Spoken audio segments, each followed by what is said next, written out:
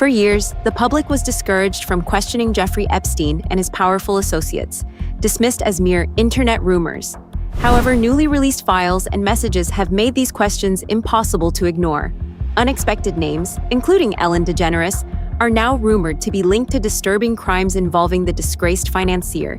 Investigators noted that Epstein's inner circle used a peculiar code in their communications. Terms like pizza, pasta, and beef jerky appeared frequently in emails, seemingly as cryptic signals rather than food references. Even lawmakers who reviewed the unedited files described the language as both disturbing and deeply confusing. There was also a lot of language that appears to be coded regarding food. I wanted to let you know the crew really appreciated the pizza. Another email read, "This is better than a Chinese cookie, see attached. Let's go for pizza and grape soda again." This one talks about, yeah, that's the pizza. You mean radiating a soft glow with the look of bliss and excitement. There's one more, I think, in this list as well. Sorry, I have no stomach for even the slightest aggro. I don't have the stomach for it for any drama, imaginary or real. I'm still fragile off the last one and scared of shadows. This is in response to some videos that were shared where Jeffrey Epstein himself says, I watched all of these videos, don't send any more. And then Ghislaine is like, I can't stomach any of this. What the fuck did you send that Jeffrey Epstein was like, no more? Anna Paulina Luna confirmed that these emails contain coded phrases involving minors, noting that the context made terms like beef jerky seem highly abnormal. A forensic expert later suggested these were likely euphemisms for something far more sinister. The repetitive use of such specific food combinations by health-conscious, successful men has raised significant red flags for investigators. I'll give you another example here. Epstein sends a message to someone. She looks pregnant, reacting to a photo. And the client replies back to Epstein, "You mean radiating a soft glow with the look of bliss and excitement? Yeah, that's the pizza." I cannot be clearer than this, that this is a code word. It makes no sense in that context whatsoever. And this, on top of the example I gave you earlier, when his virologist gave him the medicine for having an erection, erectile dysfunction, I assume, or it could be even Viagra, and then told him to wash his hands, go have pizza and grape soda. That's been mentioned time and time again. You know, having adult men, successful men that are very health oriented, constantly talk about pizza and pizza with grape soda, which I've never heard before. Yeah, I've never heard of pizza and grape soda before this. I don't know if that specific combination was part of the whole Pizzagate thing, but it's definitely mentioned a lot because I saw that phrase, so I looked it up and was like, is this actually like in there multiple times? And it most definitely is. There's another one here. Have you seen the beef jerky mentions as well? There's an email here from Jeffrey Epstein. Someone else says, Francis has time to come tomorrow to show me how to make it. Jerky, anyone? He will also bring you a taste of his jerky recipe from the restaurant, and sends a warm hello. He's working at a restaurant called Cook's. Wait for it, beef jerky and steak. Yes, time at 3 p.m. There's other emails of him talking about beef jerky. Another one here, Jeffrey Epstein sending it to Steve Hansen, saying, hope you're feeling better. Did we analyze the beef? Did we analyze the jerky? Now there's talks about jerky, referencing human meat. It could be for scientific research. It could be something else that's even sicker. There's more emails here talking about beef jerky. Have you had time to go through those? There's one here. Thank you so much. Super cool. IT guy setting up Surface right now. We are ridiculously excited, and beef jerky delicious. Thank you, Thanksgiving. So yeah. It is very. Now I've got all those emails saved. I'd actually had somebody send to me all of those to say, hey, would you check this out? So I have them. I have not read through all of them, but there's no shortage of terms that are phrased in a peculiar way. Muffin is another one. I've seen that a couple of times. I talked about when he says whoops. That seems to be in very sometimes he says that in very odd terms that seem like they're referring to somebody dying or getting. So there definitely seem to be code words. Numerous emails detailed beef jerky being stored in freezers, transported in insulated bags, and delivered urgently among Epstein's close associates. While the messages appeared casual, the specifics were alarming. Now, prominent figures like Ellen DeGeneres are facing scrutiny. Long known as the friendly face of daytime TV, insiders and whistleblowers now suggest her name appears much closer to Epstein's world than anyone expected.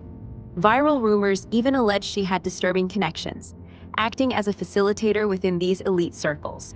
While unproven in court, These allegations have shocked many. This has led people to revisit past warnings, such as those from Justin Bieber, who once spoke about feeling scared and unprotected as a young star. At the time, his comments were dismissed as the pressures of fame. But some now believe he was attempting to issue a warning that went unheeded. Observers also recall how quickly fact-checkers intervened whenever these topics surfaced.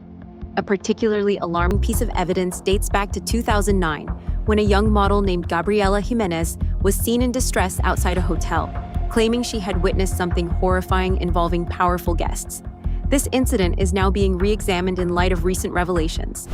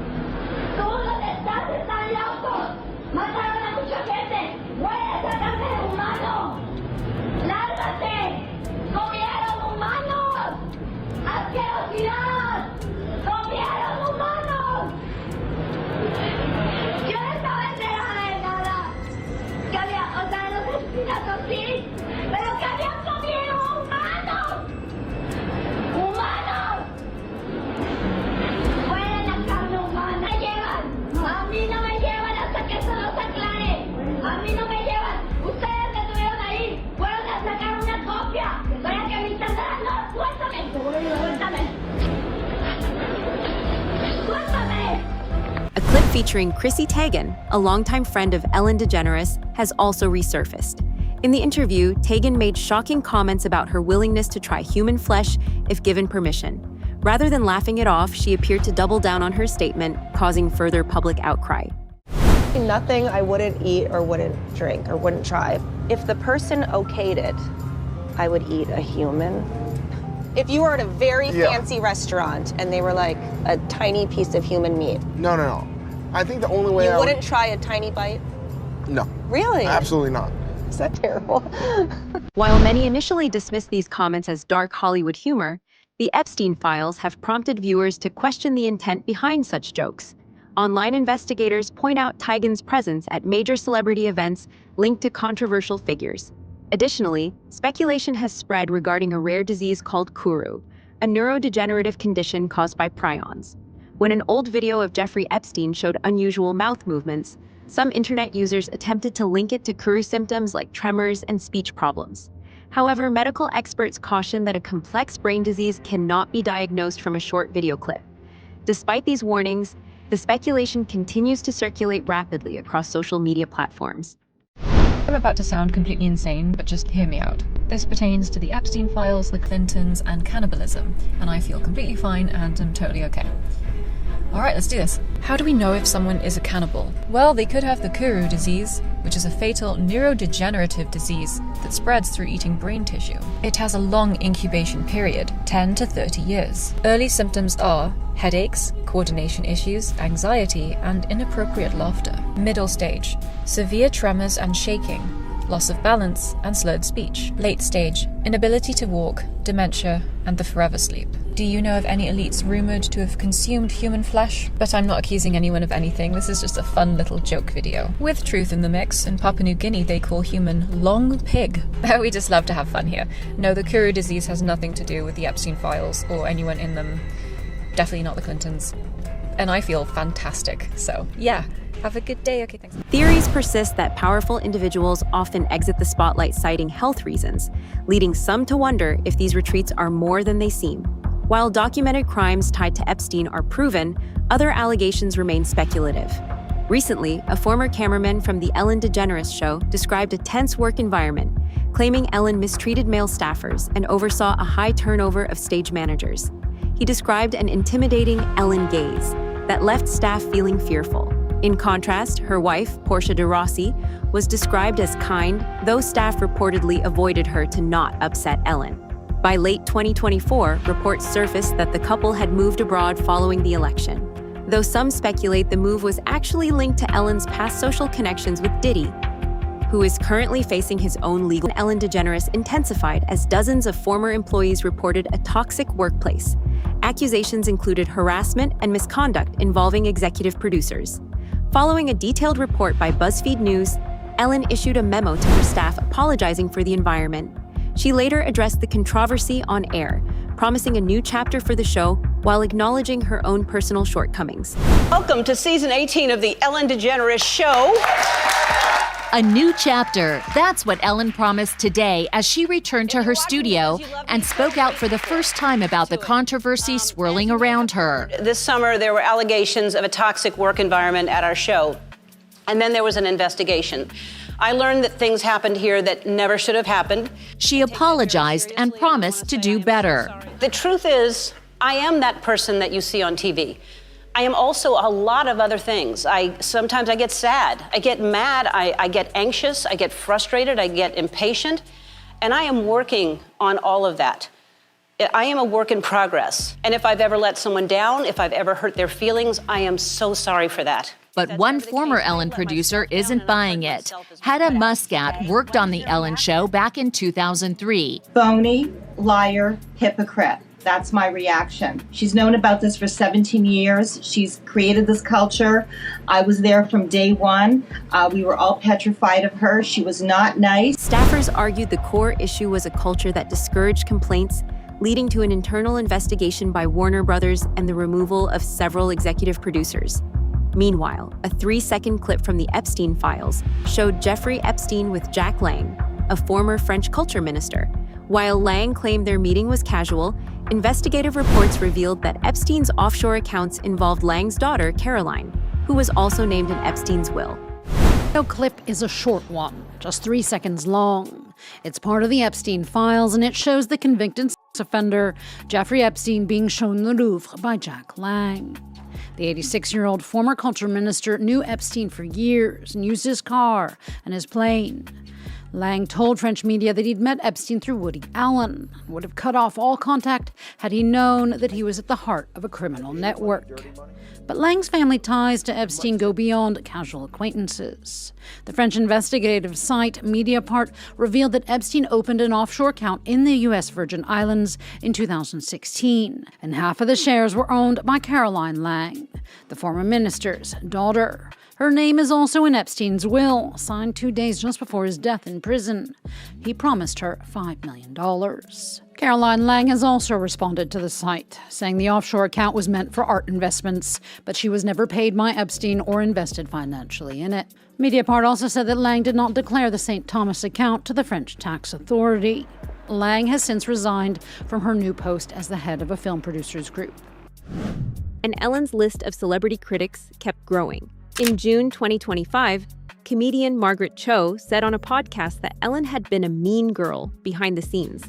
Cho claimed they had known each other for years from stand-up comedy days, but when she appeared on Ellen's talk show, she was treated like a stranger. What, Ellen?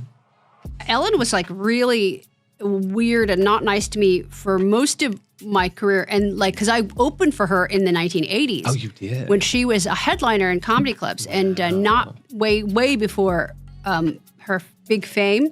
And so then when I would do her talk show in the 2000s, she acted like we just met. And I'm like, what? One of those types. I'm like, what? Like, that's weird. Like, right. It's like, we go way back. What? Like, it's so creepy and weird. But, you know, also, the other thing was David Bowie had been on the show, and he was so excited that the night before that I had come to his show wearing this giant Chinese emperor outfit. He was really thrilled about it, and he talked at length about it. And she cut it out of the show, which made me so mad. And the producer, who's a really good friend of mine, had to call me and tell me, I can't believe she did this, but she cut it out of the show. But you need to know that he was going on and on about your outfit. He loves you. God said your name. so petty. Which is so rude. That is so I gross. don't know if it was personal. Maybe it was Right, for time. right, But still, I'm going to take it still. personally just because Honey, I decided to. You should have sent her a note and said, send me the footage. I'll post it to my YouTube. I know it exists somewhere. Ellen's list of celebrity critics continued to grow, with comedian Margaret Cho describing her as a mean girl behind the scenes. Cho claimed that despite their long history in the comedy circuit, Ellen treated her like a stranger during her talk show appearances and even edited out positive segments involving other stars.